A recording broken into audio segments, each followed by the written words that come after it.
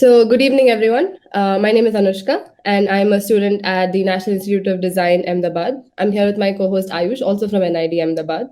The sequence of events for today is a talk by Markus here from 6 o'clock to 6:40 p.m. IST, inclusive of any questions from the audience, and then a talk by Naika Colas from 7:20 to 8 p.m. So you have a 40-minute break in between to refresh and join back for the second talk.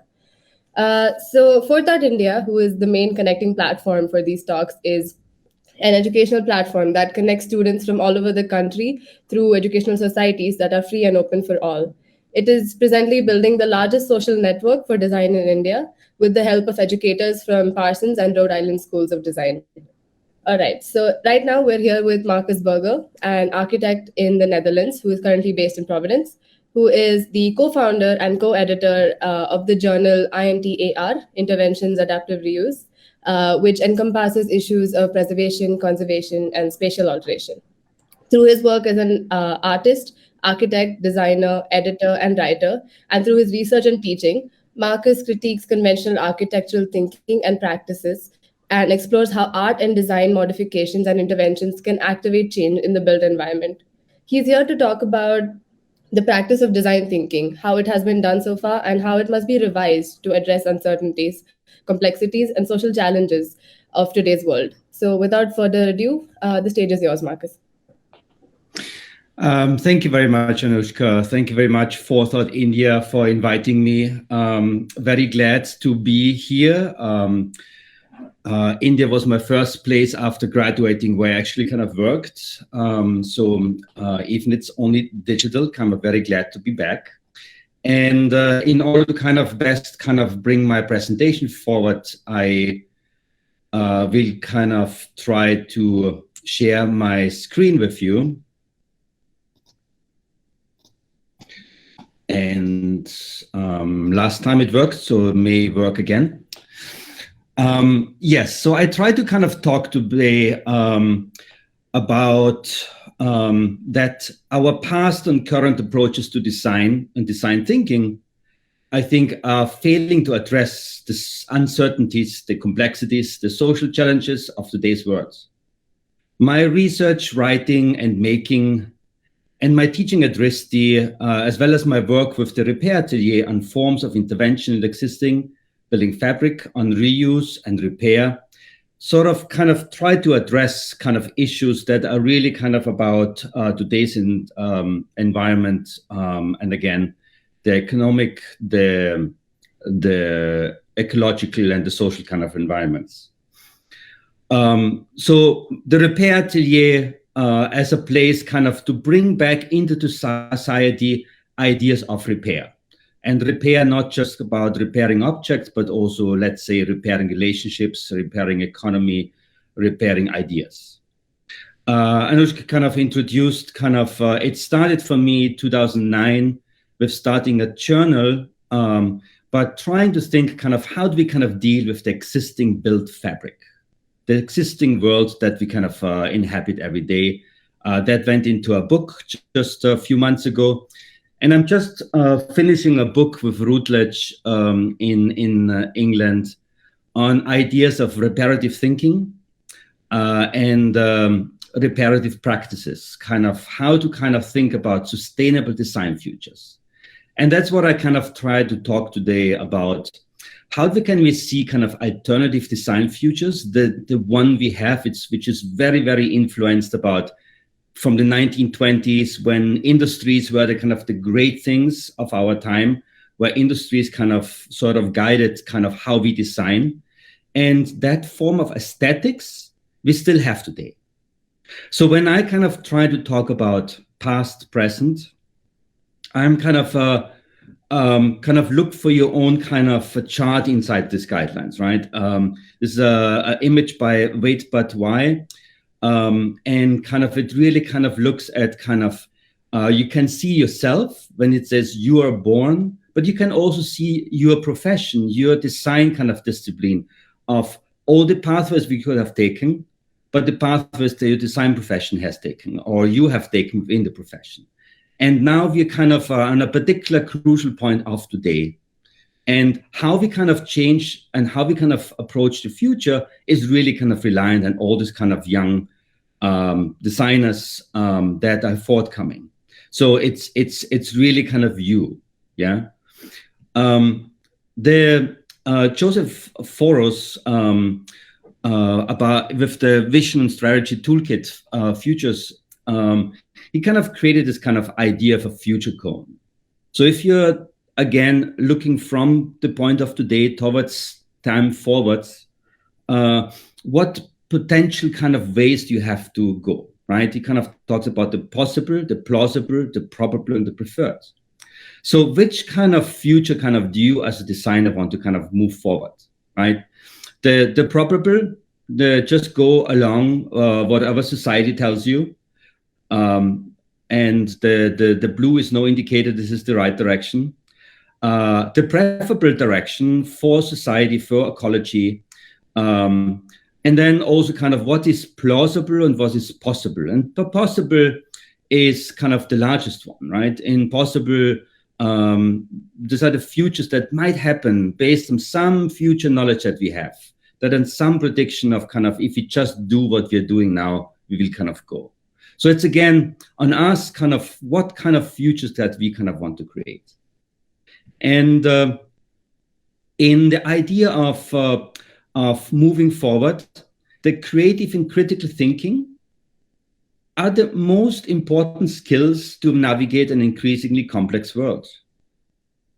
When we kind of talk about how we kind of engage as teachers, as students, as designers, as professionals, and world that is kind of in overhype, kind of certain things don't work anymore because of what we have done in the last 100 years mostly. We have to kind of really kind of think about that. So as we live in our time when the process of creative thinking and making needs to embrace a radical transition. Our past and current approaches to design and design thinking are failing to address the uncertainties, complexities, and social challenges of today's world.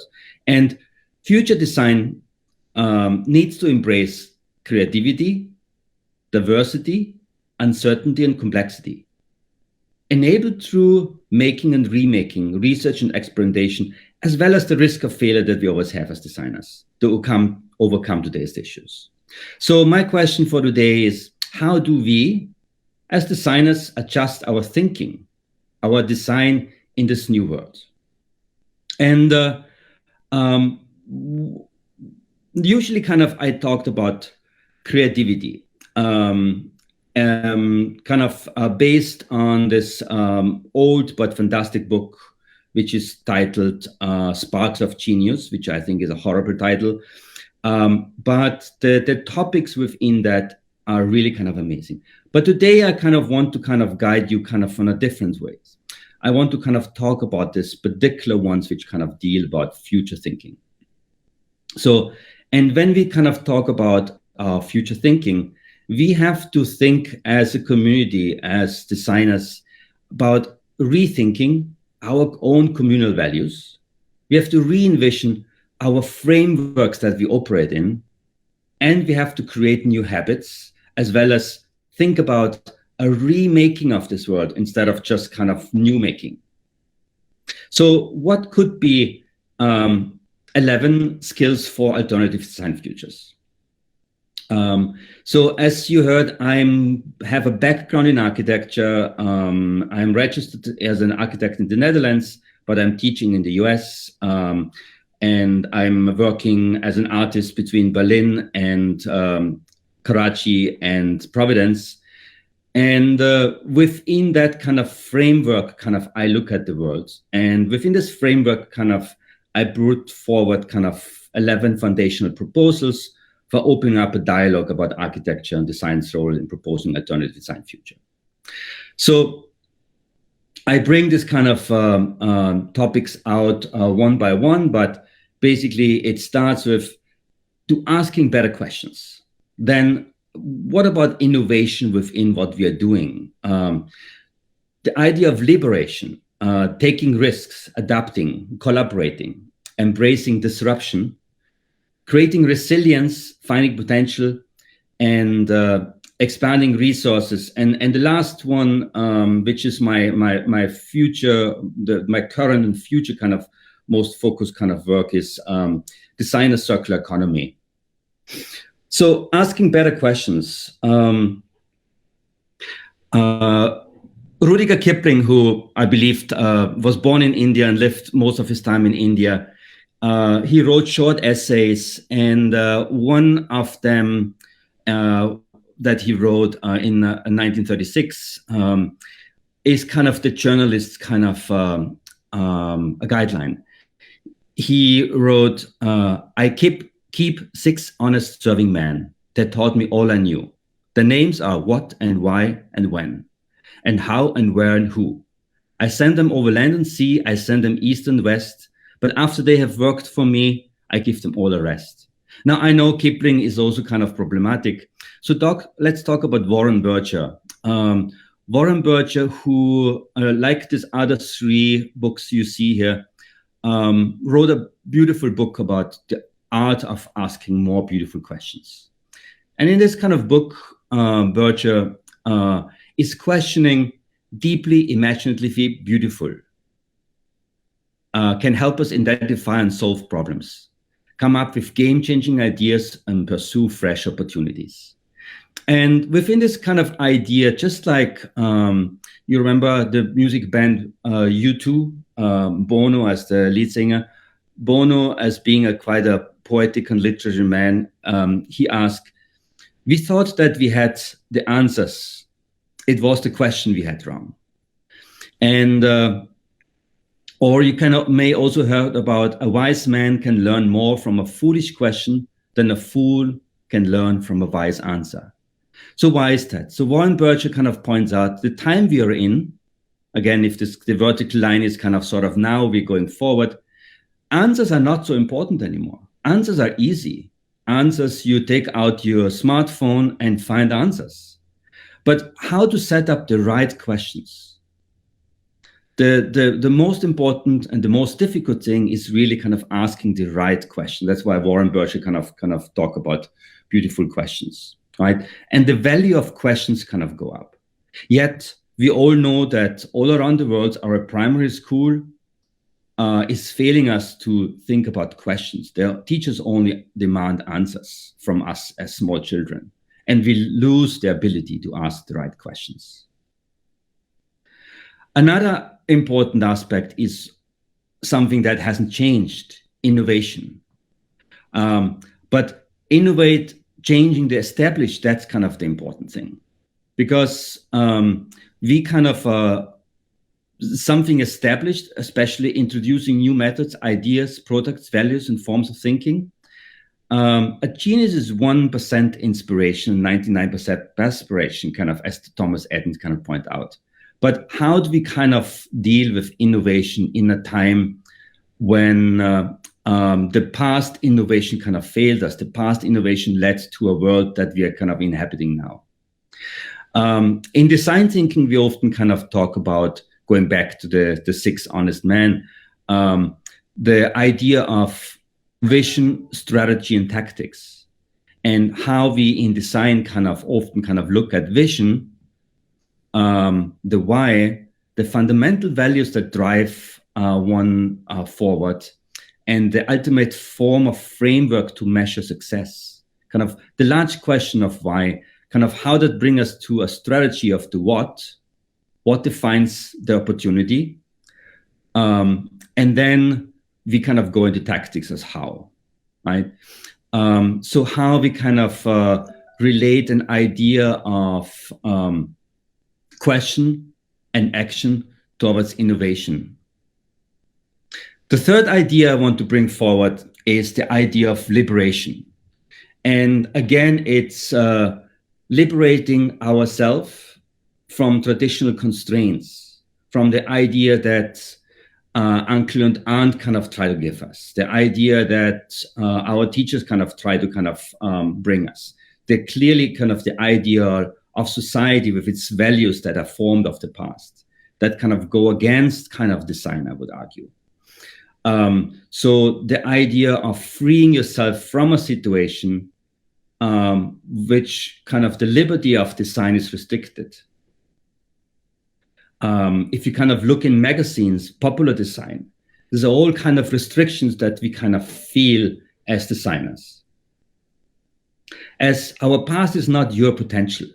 In any hour, you can choose to liberate the future, says Marilyn Ferguson, kind of trying to kind of bring freedom from the limits on thought or behavior towards kind of a new idea. The fourth idea is taking risks. Taking risks in life helps us to learn what we like and what we don't. Some risks can lead to making wiser decisions later on. In design, taking risks can be exciting and fun. One could argue design is taking risks.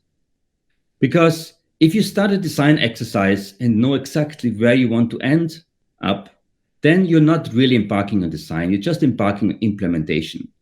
And that kind of is this kind of stagnant kind of force that keeps us kind of just in the same cycle as 20th century kind of design.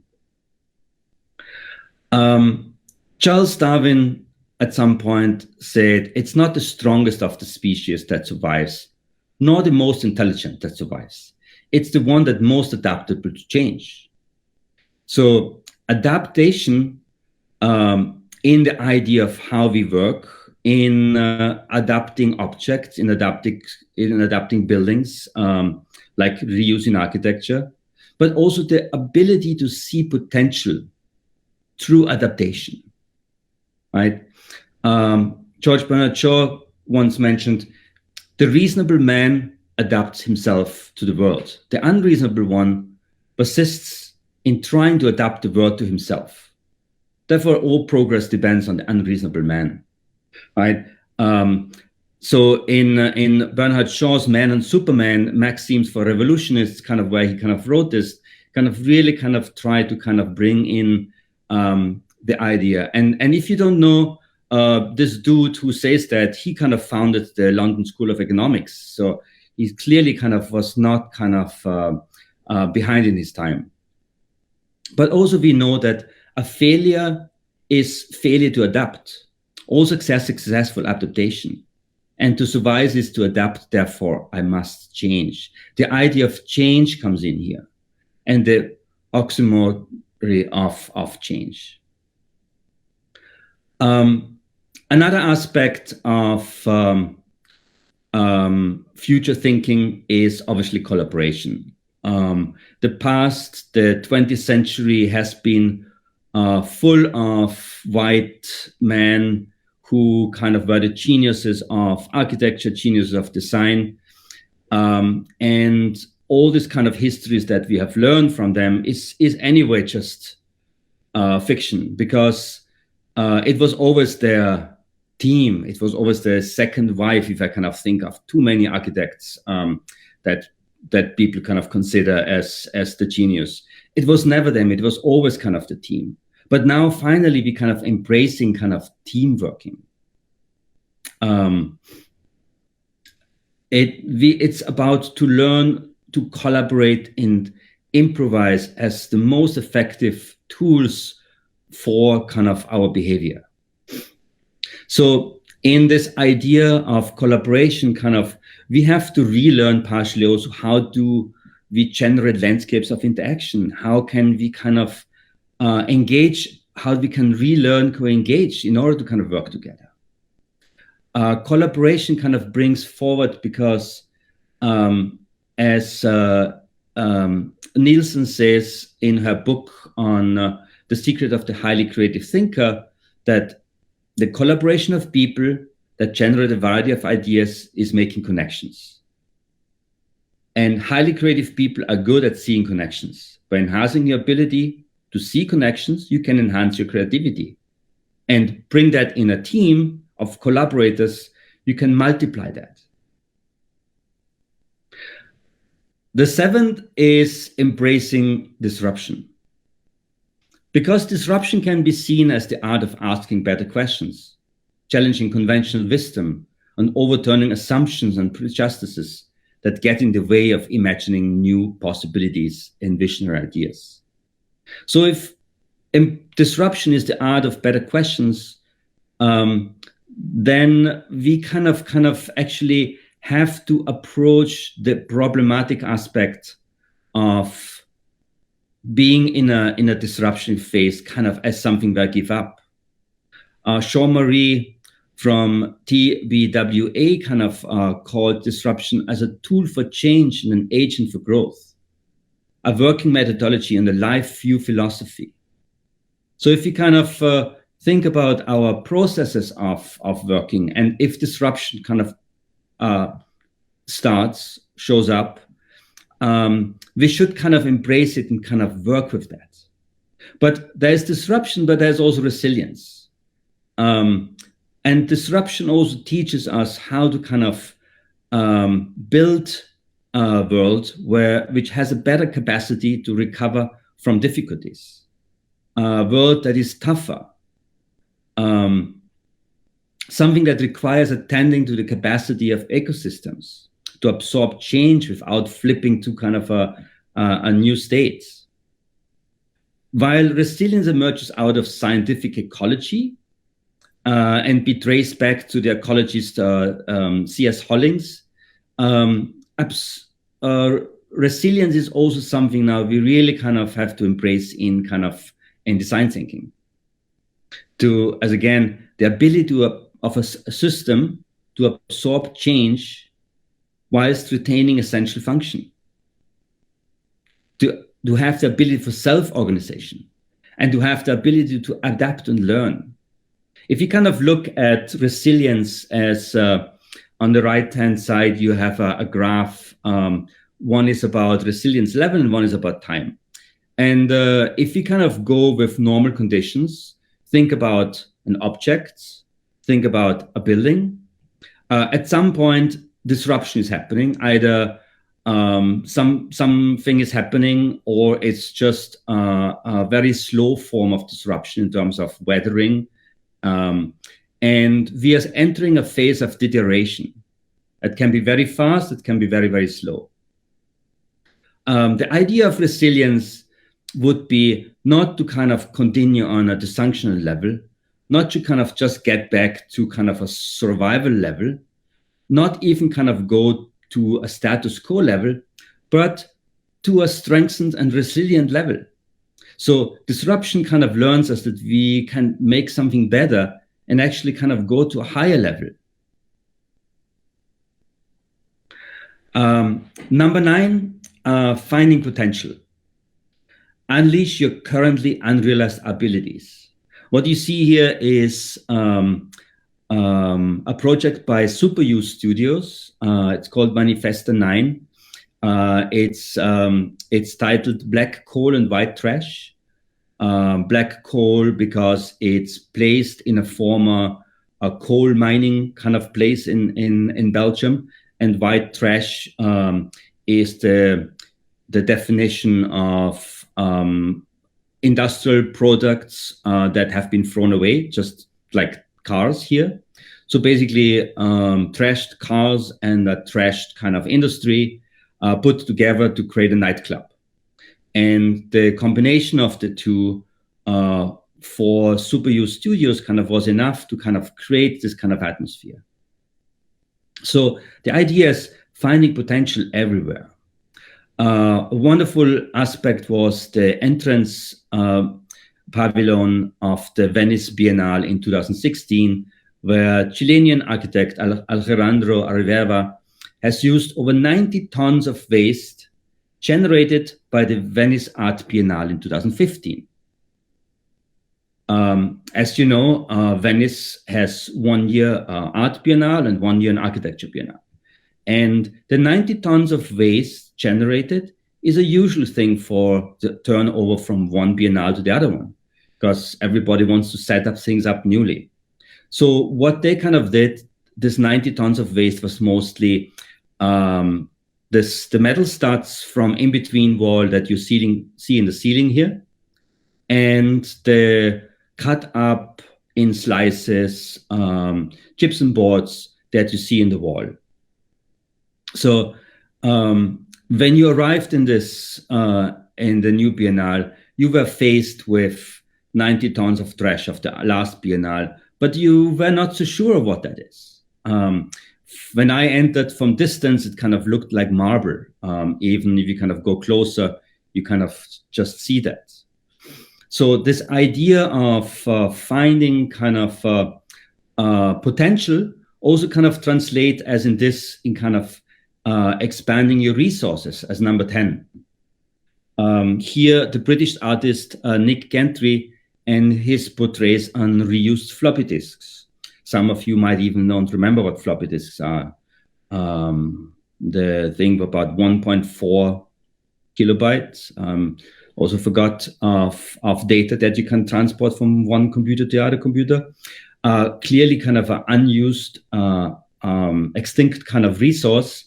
So can we kind of reuse them in order to kind of produce kind of new ideas? For my book, I worked with Kevin Kimwe, an architect in Port Elizabeth in South Africa, who kind of works with the community to find resources like discarded materials, waste. He re-engineers the waste. He works with the community to kind of build architecture that is based on, like in this case, 85% of reused elements. And in this case, it's a daycare for children. Exterior wall, same wall from the inside in the night, and a little detail.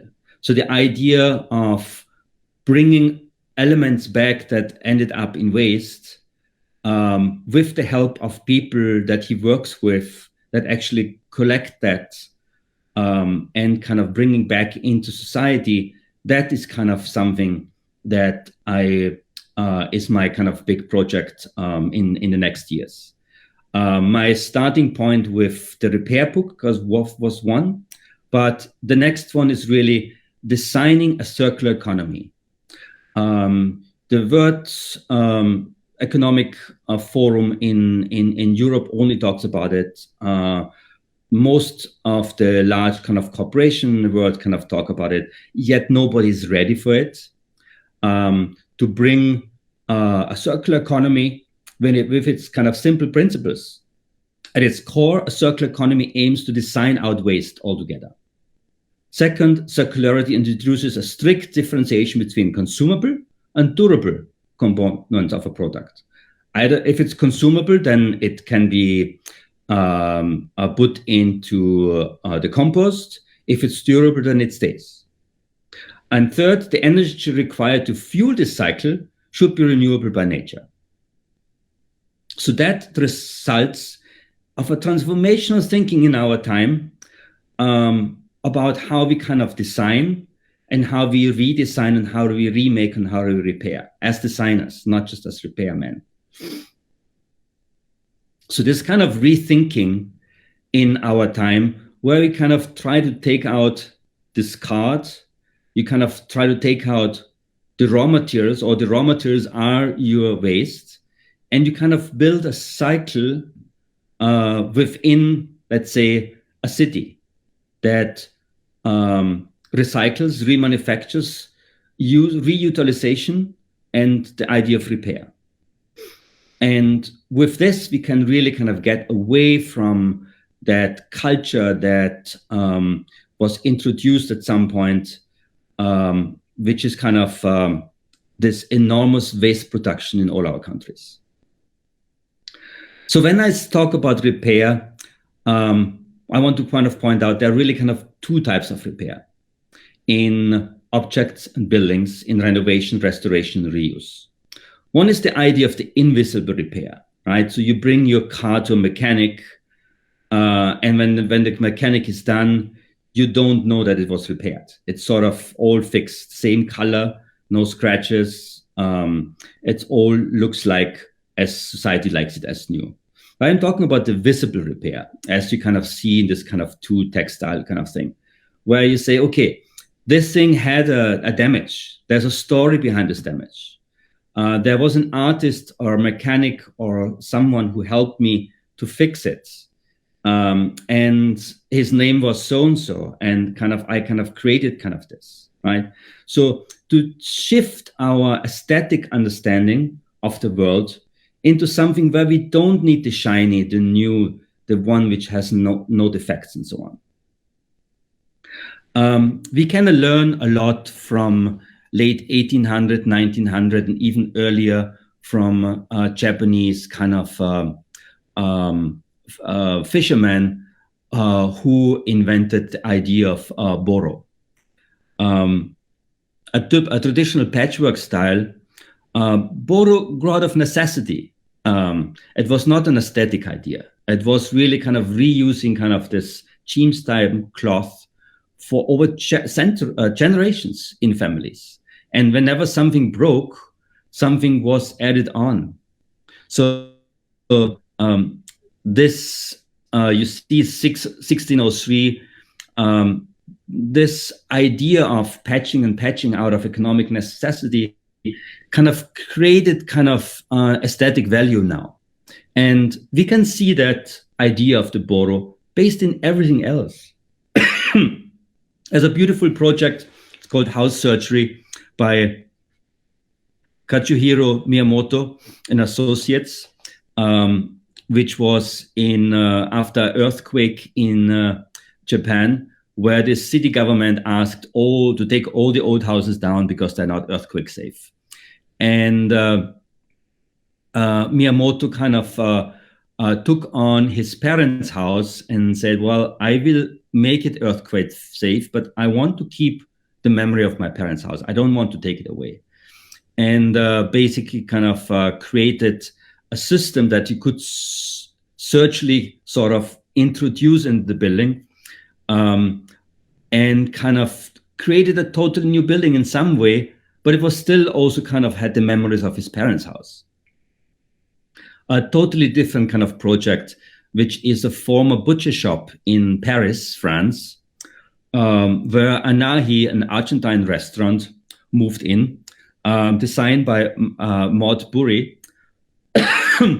And it's a circular economy because they actually left the materials as they were. So the butcher shop had obviously white tiles. And as you know from a butcher shop, there are many tools and so on the wall. So the white tiles were quite broken. But what they decided is to just touch up with gold, just like in kintsugi, in the Japanese art of golden repair, and make it the trademark of the restaurant. And it clearly worked out. So rethinking our communal values, re-envisioning our frameworks, creating new habits and remaking really can help us to reject capitalist definition of beauty, to bypass the usual textbooks that we follow blindly often, to cap our waste, remove our waste, change our buying habits, and rework the past, recover the repressed and oppressed, reconfigure, adjust, and transform, take over, and fight for equality and justice within. Because I just want to bring forward two definitions by about design. One by Herbert Simon in the 80s, who worked on design, who said, to design is to devise courses of actions aimed at changing existing situation in preferred ones. And I like to add, the effect of design is to initiate change in man-made things in people, society, culture, and environment. Thank you, everybody. So I try to get out of my presentation.